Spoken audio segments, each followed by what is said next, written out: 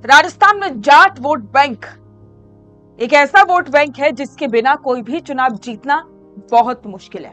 अगर एक साथ जाट खड़े हो जाए यानी कि पूरे राजस्थान के, तो ये किसी भी सत्ता को हिलाने की काबिलियत रखते हैं। और यही वजह है कि कांग्रेस हो बीजेपी हो, दोनों ही पार्टियों का फोकस जाटों पर रहता है। लेकिन पिछले कुछ सालों से देखा जाए तो जाटों का ये जो वोट बैंक है वो थोड़ा सा बटा है कांग्रेस के बीच में और हनुमान बेनीवाल की पार्टी आरएलपी के साथ में।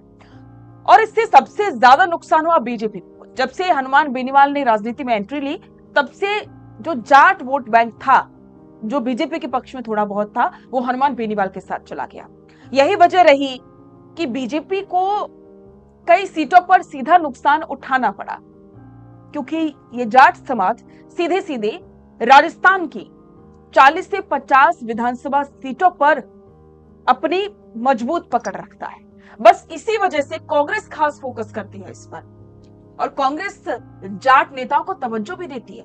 कांग्रेस ने प्रॉपर संतुलन बनाए रखा है अपनी पार्टी के संगठन में, और अब इसी संतुलन को बनाने का प्रयास कर रही है भारतीय जनता पार्टी। क्योंकि बीजेपी में वैसे तो बाकी सब समाजों के नेता हैं, जाटों के भी हैं, लेकिन शुरुआत से शिकायत रही है कि बीजेपी जाट समाज के नेताओं को कोई बड़ी जिम्मेदारी नहीं देती है। अब यही वजह है कि अब बीजेपी इस समाज के नेताओं को आगे करने का प्रयास कर रही है, जिसमें सतीश पूनिया का नाम बहुत ज्यादा चर्चा में है।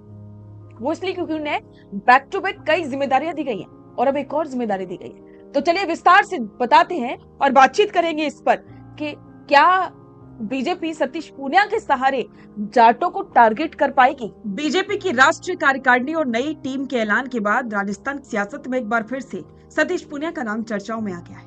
राजस्थान बीजेपी के पूर्व प्रदेश अध्यक्ष सतीश पूनिया को पंजाब का नया प्रभारी नियुक्त किया गया है। पहली नजर में यह फैसला पंजाब संगठन के लिहाज से दिखाई देता है, लेकिन जानकारों का मानना है कि इसके पीछे राजस्थान से लेकर के पंजाब और हरियाणा तक फैली जाट राजनीति की गहरी बिसात है। सतीश पूनिया राजस्थान बीजेपी के कद्दावर जाट चेहरा है।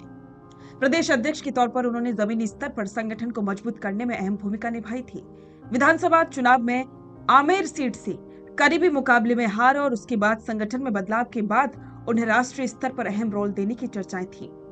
अब पार्टी आलाकमान ने उन्हें पंजाब का प्रभारी बना करके ये साफ संदेश दिया है कि किसान और ग्रामीण पृष्ठभूमि वाले अनुभवी नेताओं और इसके अलावा जो नेता जमीन पर रहकर के काम करते हैं, उन्हें सीमावर्ती राज्यों और क्षेत्रीय चुनौतियों से निपटने का मोर्चा दिया जा रहा है। राजस्थान में जाट समुदाय करीब 10 से 12% आबादी के लगभग 40 से 50 विधानसभा सीटों पर सीधा प्रभाव रखता है। ऐतिहासिक रूप से ये वोट बैंक पारंपरिक रूप से कांग्रेस की तरफ झुका रहा, जबकि पिछले कुछ चुनावों में राष्ट्रीय लोकतांत्रिक पार्टी के हनुमान बेनीवाल ने मारवाड़ और नागौर बेल्ट में इस वोट बैंक में बड़ी सेंध लगाई। नतीजा ये रहा कि जाट वोट बैंक कांग्रेस और आरएलपी के बीच बंट गया, जिससे बीजेपी को इस बड़े सामाजिक आधार को अपने पाले में एकजुट करने में लगातार कड़ी मशक्कत करनी पड़ी। पिछले चुनावों और उपचुनावों के पैटर्न बताते हैं कि शेखावाटी और पश्चिमी राजस्थान के कई इलाकों में बीजेपी को सामाजिक संतुलन बनाए रखने के लिए लगातार नए चेहरे और समीकरण आजमाने पड़े हैं। किसान आंदोलन और क्षेत्रीय मुद्दों के चलते ग्रामीण इलाकों में पार्टी को अतिरिक्त ऊर्जा लगानी पड़ी। ऐसे में सतीश पूनिया जैसे नेता, जिनका ताल्लुक चूरू जिले से है और जिनकी पकड़ शेखावाटी क्षेत्र के छात्र राजनीति के दिनों में रही है, उन्हें एक्टिव रखकर बीजेपी ये मैसेज देना चाहती है कि वो समाज के हर वर्ग के नेताओं को राष्ट्रीय स्तर पर प्रतिनिधित्व दे रही है। पंजाब में बीजेपी को अकाली दल से अलग होने के बाद नए सामाजिक समीकरणों की तलाश है। पंजाब में किसान और सिख जाट राजनीति का बड़ा प्रभाव है। राजस्थान से सटा होने के कारण श्रीगंगानगर और हनुमानगढ़ की राजनीति का सीधा असर पंजाब के मालवा क्षेत्र पर पड़ता है। सतीश पूनिया को पंजाब का जिम्मा देकर के बीजेपी एक तरफ जहां पंजाब संगठन को जमीनी स्तर पर खड़ा करने की कोशिश कर रही है, तो वहीं दूसरी तरफ राजस्थान और हरियाणा के किसान जाट बेल्ट में भी ये नैरेटिव सेट कर रही है कि उनके नेता अंतरराज्यीय राजनीति में मजबूत भूमिका निभा रहे हैं। राजस्थान में सत्ता में रहते हुए पार्टी के सामने सबसे बड़ी चुनौती ये सुनिश्चित करना है कि कोई भी प्रमुख सामाजिक समूह राजनीतिक रूप से अपेक्षित महसूस ना करे। हनुमान बेनीवाल के आक्रामक तेवर और कांग्रेस के मजबूत स्थानीय चेहरों के सामने बीजेपी को अपने सभी कद्दावर नेताओं को सक्रिय रखना जरूरी है। सतीश पूनिया को राष्ट्रीय भूमिका में आगे बढ़ाकर संगठन ने एक बैलेंसिंग एक्ट किया है, जिससे कि आने वाले संगठनात्मक फैसलों और चुनावी चक्रों में पार्टी के भीतर समन्वय बना रहे। अब आपको क्या लगता है, क्या बीजेपी जिस टारगेट को लेकर के चल रही है वो सतीश पूनिया पूरा कर पाएंगे? इस पर आपका विचार कमेंट बॉक्स में साझा करें और बने रहें द फैक्ट इंडिया के साथ। अपना पॉडकास्ट शुरू करना चाहते हैं और चाहते हैं कि पहले दिन से उसे लाखों लोग देखें, तो अब ये पॉसिबल है जयपुर में।